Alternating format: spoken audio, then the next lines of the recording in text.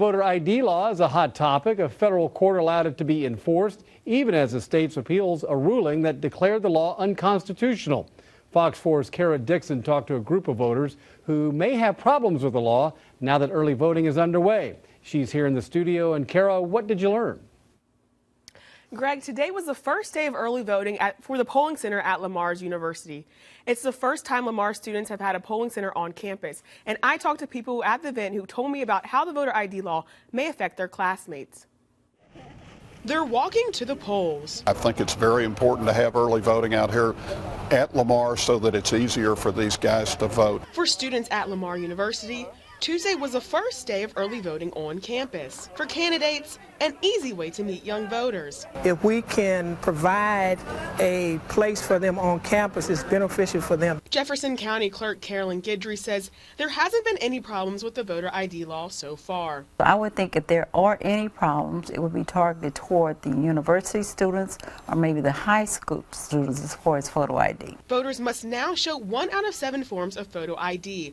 A student ID is not one of them. Most of the time when the students came to vote, they used their student IDs. Richard Rosario is a senior at Lamar.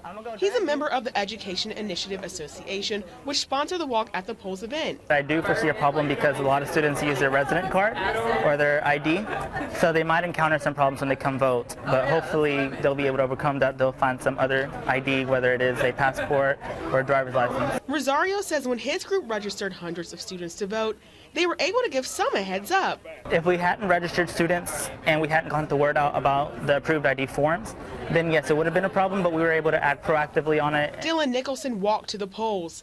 He thinks the law is going to keep some students away. We find a very apathetic youth nowadays, and it's certainly not going to help whenever we have laws that further impose more harsher standards. Nicholson says the harsher standards and a feeling that voices aren't heard sometimes keep younger voters away. No matter your political views, without voting and without getting your voice out there, it makes it that much harder to speak up for the next person whenever their voices are taken away also. But for the candidates out and about, they just want any younger voter they can get to show up. You know, if you're 18, you need to come out and vote and say, and so people know how you feel and what you stand for and what you're looking for, what you want tomorrow to bring for you.